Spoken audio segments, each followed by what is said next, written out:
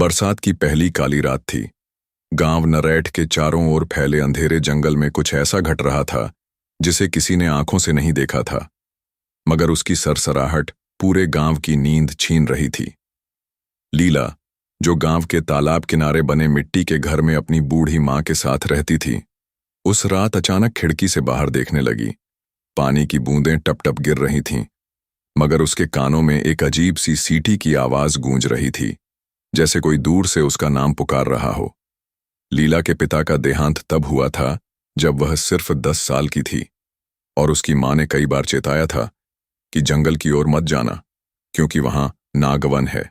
जंगल का वो हिस्सा जहां इंसानों का जाना मना है।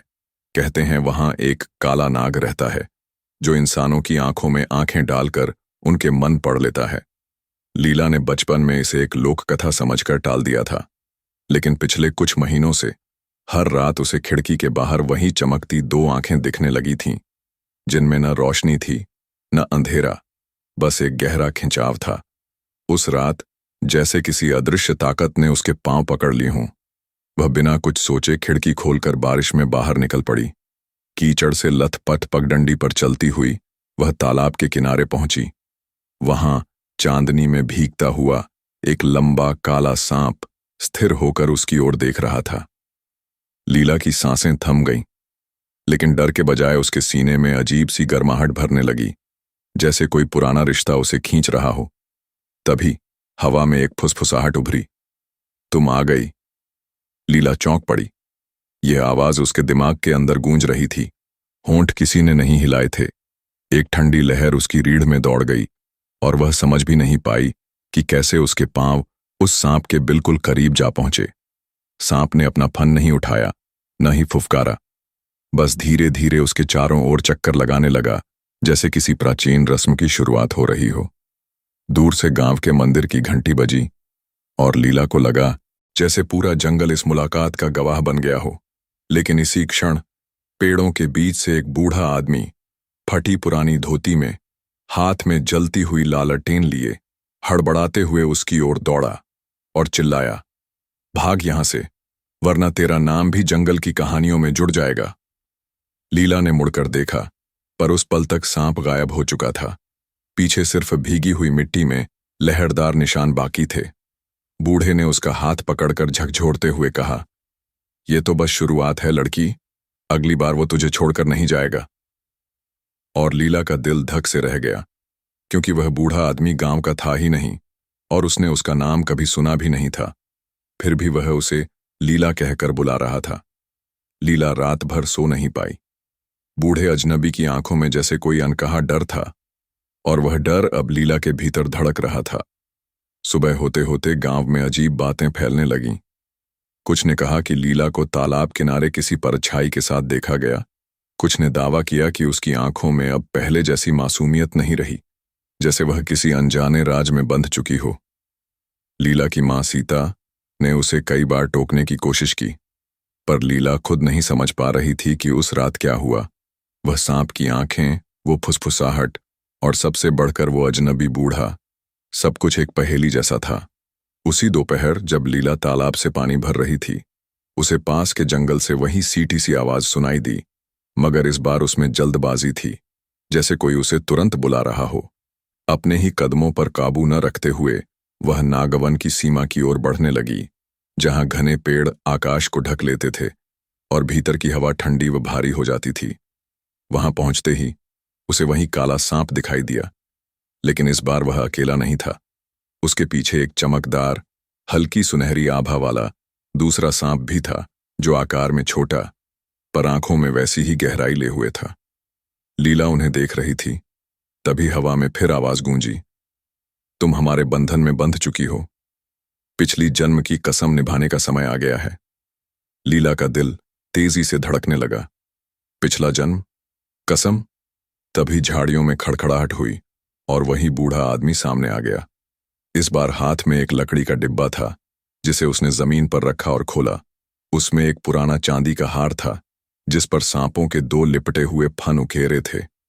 बूढ़े ने कहा, ये तेरे गले में पड़ेगा तो तेरी किस्मत मुहर हो जाएगी।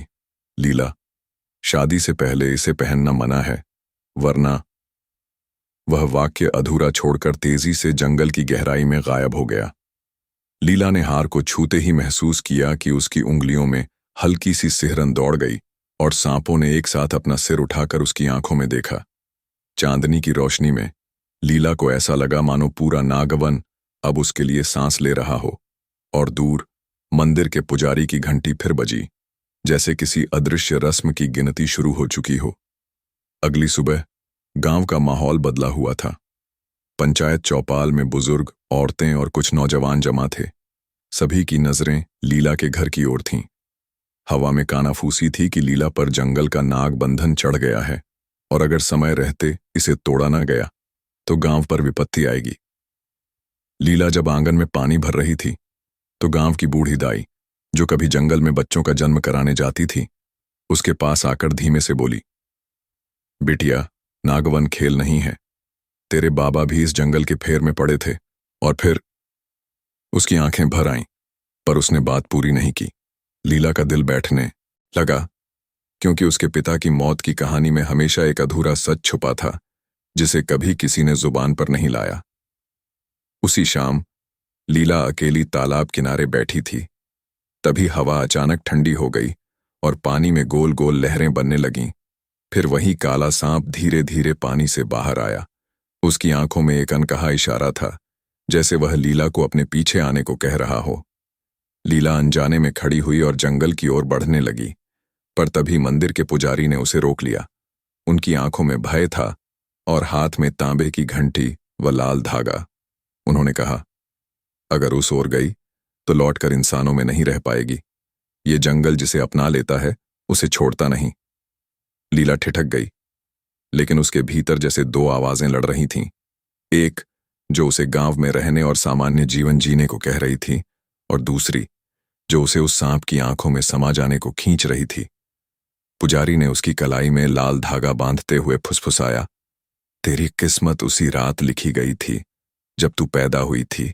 लीला, तू जंगल की बेटी है और तेरा दूल्हा इंसान नहीं। ये सुनकर लीला का चेहरा पीला पड़ गया, लेकिन उसके कदम फिर भी नागवन की ओर बढ़ रहे थे, मानो उसका दिल पहले से तय कर चुका हो कि इस बंधन से बचना अब मुमकिन नहीं। उस रात जब गांव गहरी नींद में था, लीला का मन जैसे किसी अदृश्य धुन पर चल पड़ा।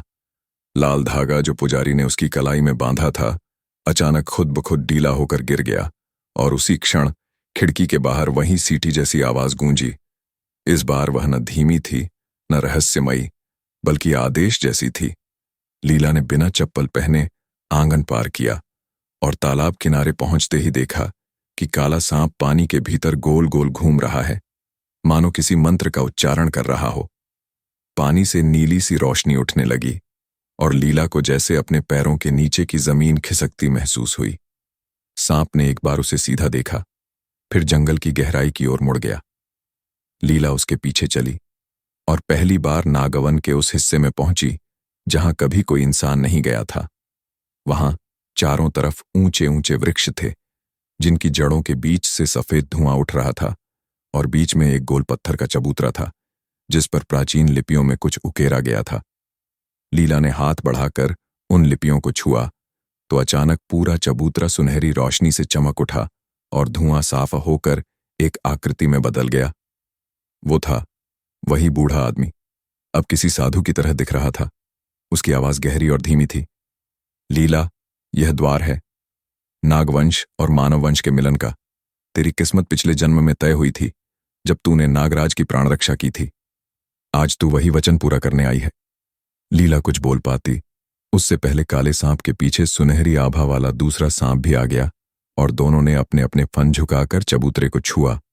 जमीन पर एक चांदी का मंडल बन गया जिसमें सांप के लिपट्टे फनों का चिन्ह था।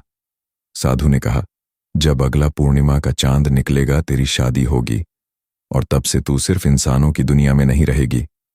लीला का दिल तेज धड़कने लगा। डर, आश्चर्य और एक अजीब सी खिंचाव का मिश्रण उसके भीतर उमड़ रहा था। तभी पेड़ों में से दूर मंदिर की घंटी गूंजी, जैसे यह रस्म किसी ने देख ली हो, और हवा में कहीं से धीमे धीमे शंख बजने की आवाज फैल गई जो धीरे धीरे पूरे जंगल में गूंजने लगी। नागवन से लौटने के बाद लीला के भीतर जैसे कोई अदृश्य आग जल रही थी। उसकी आंखों में अब हमेशा हल्की सुनहरी झिलमिलाहट बनी रहती और उसकी त्वचा पर कभी कभी बेहद हल्के मगर साफ शल्क जैसे पैटर्न दिख जाते, जिन्हें वह कपड़ों से छुपा लेती। गांव वालों ने जल्द ही यह बदलाव देख लिया और अफवाह फैल गई कि लीला अब इंसान नहीं रही, वह नागवन की दुल्हन बनने वाली है। पंचायत ने उसकी मां सीता को बुलाकर चेतावनी दी, या तो इसे गांव से बाहर भेज दे या फिर पूरा गांव छोड़ना पड़ेगा। सीता का चेहरा सफेद पड़ गया, लेकिन वह जानती थी कि लीला को रोक पाना अब नामुमकिन है। उसी रात जब लीला आंगन में बैठी थी तो अचानक आसमान में बादल घिर आए और बिजली की एक चमक ने पास के पेड़ को चीर दिया। ठीक उसी समय तालाब के पानी में लहरें उठीं और काला सांप पानी से बाहर आकर धीरे धीरे उसके पास आकर ठहर गया। बिना आवाज के उसने लीला के पैरों के चारों ओर एक चक्कर लगाया और फिर उसकी ओर देखते हुए हवा में जैसे कोई अदृश्य चिन्ह बनाया। उसी क्षण लीला को अपनी कनपटी पर ठंडी सी फुसफुसाहट सुनाई दी। बस 3 रातें और। अगले दिन मंदिर के पुजारी ने गांव में हवन रखा और खुलेआम कहा कि यह शादी अगर हुई तो इंसानों और नागों के बीच की पुरानी संधि टूट जाएगी, जिससे सूखा, बीमारी और मौत आएगी।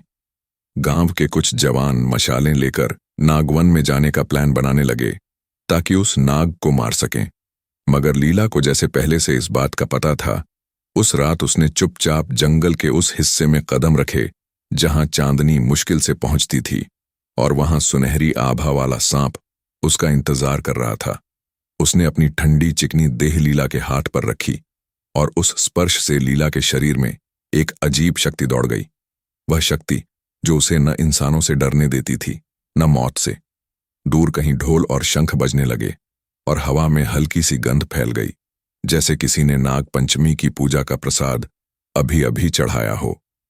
लीला समझ चुकी थी अब वापसी का कोई रास्ता नहीं और अगली रात शायद इंसानों और नागों के बीच पहली जंग शुरू होने वाली थी। शादी से सिर्फ एक रात पहले गांव की गलियों में तनाव इतना घना था कि हवा भी जैसे भारी हो गई थी। मशालों की रोशनी में हथियार लिए दर्जनों आदमी चौपाल में जमा थे। उनका इरादा साफ था, नागवन में घुसकर उस काले सांप को खत्म करना। पुजारी सबसे आगे खड़े थे, हाथ में तांबे का त्रिशूल और होठों पर मंत्र।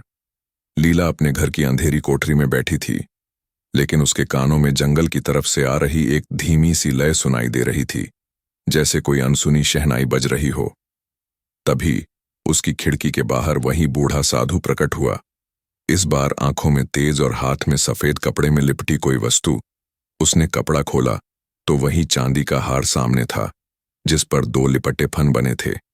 उसने गंभीर स्वर में कहा, अगर आज रात तू ये नहीं पहनेगी तो तेरे वचन अधूरे रह जाएंगे और तेरे साथ वो संधि भी टूट जाएगी जिसने इंसानों और नागों को सैकड़ों साल से अलग रखा है।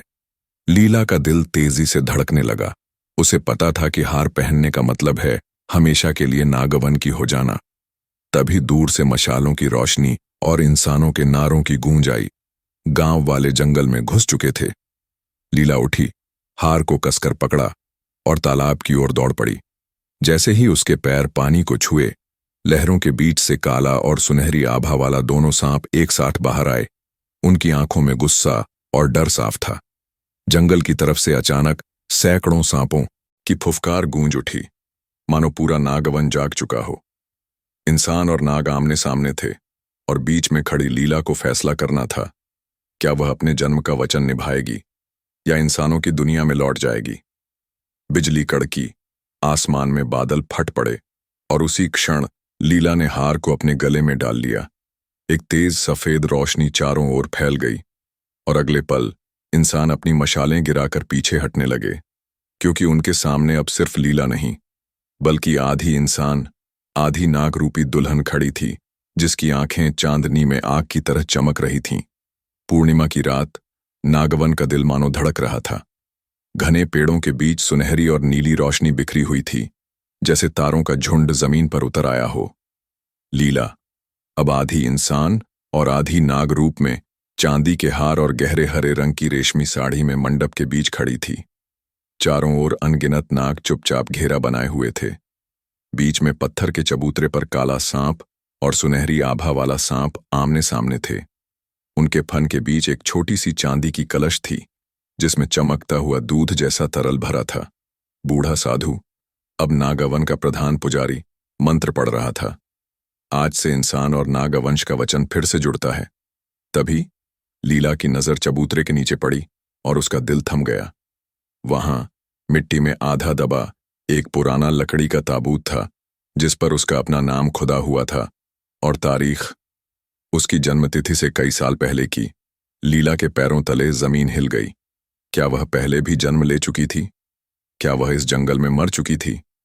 साधु की आवाज ने उसे झकझोर दिया।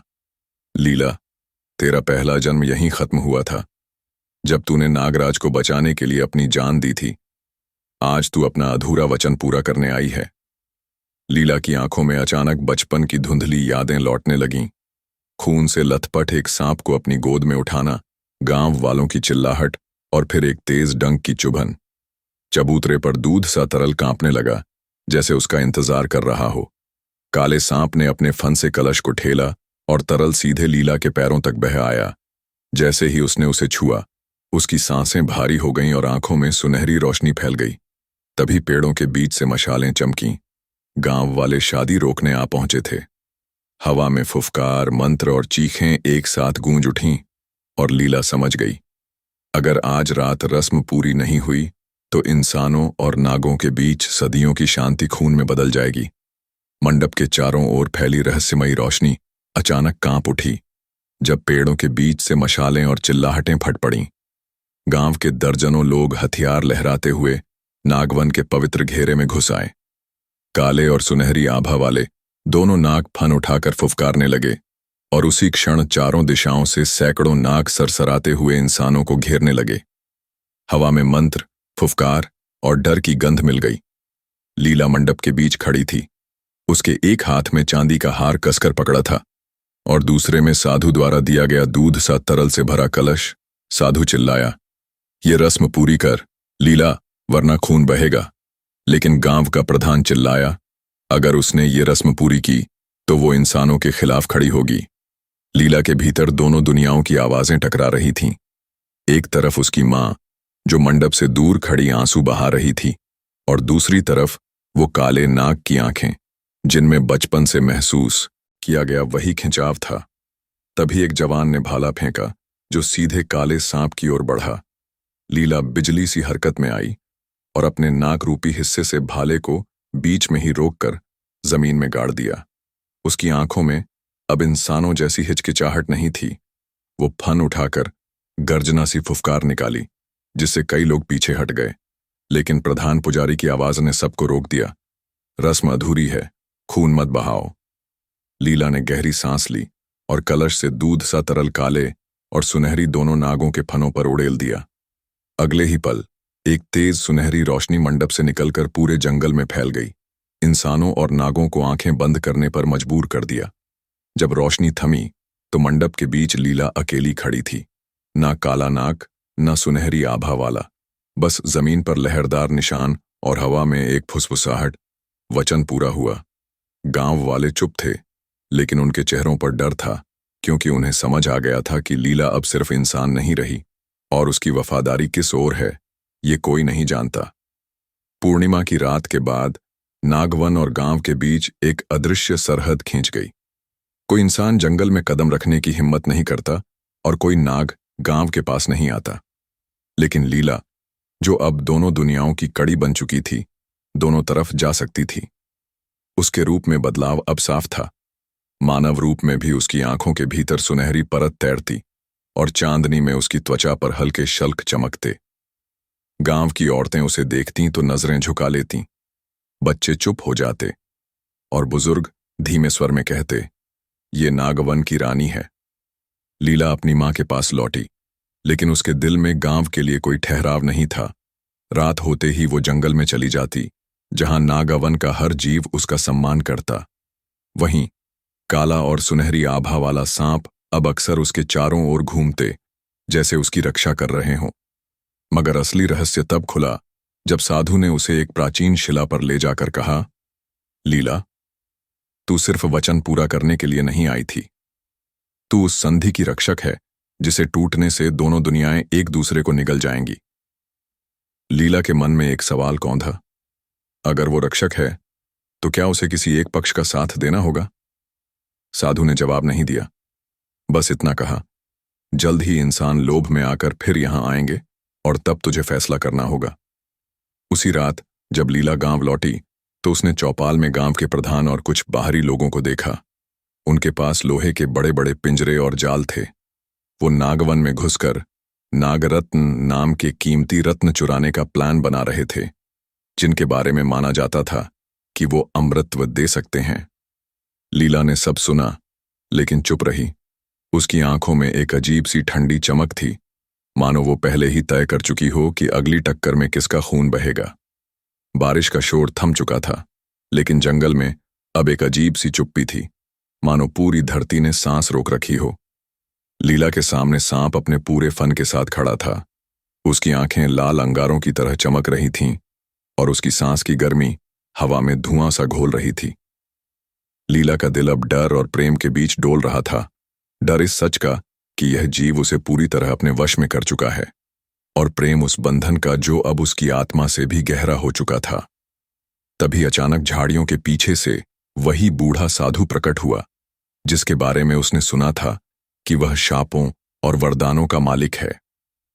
साधु ने एक लकड़ी का डंडा उठाकर जमीन पर एक गोल घेरा खींचा और मंत्र पढ़ने लगा, जिसकी आवाज में गूंज थी और सन्नाटा भी। सांप क्रोधित होकर फुफकारा, लेकिन लीला ने बीच में आकर अपने हाथ फैलाकर साधु को रोक दिया। नहीं, यह मेरा पति है। उसकी आवाज इतनी दृढ़ थी कि हवा भी रुक गई। साधु ने गंभीर निगाहों से लीला को देखा और कहा, तुम नहीं जानती, यह रिश्ता तुम्हें एक ऐसी दुनिया में खींच ले जाएगा जहां से लौटना संभव नहीं। लेकिन लीला पीछे नहीं हटी।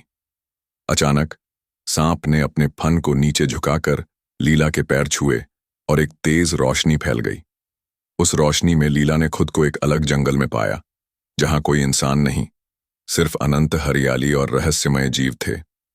वह समझ गई कि यह उसका नया घर है, और यह रिश्ता अब सिर्फ एक कहानी नहीं, बल्कि एक अनंत गाथा है। दूर कहीं एक स्त्री की धीमी हंसी गूंजी, मानो कहानी अभी खत्म नहीं हुई।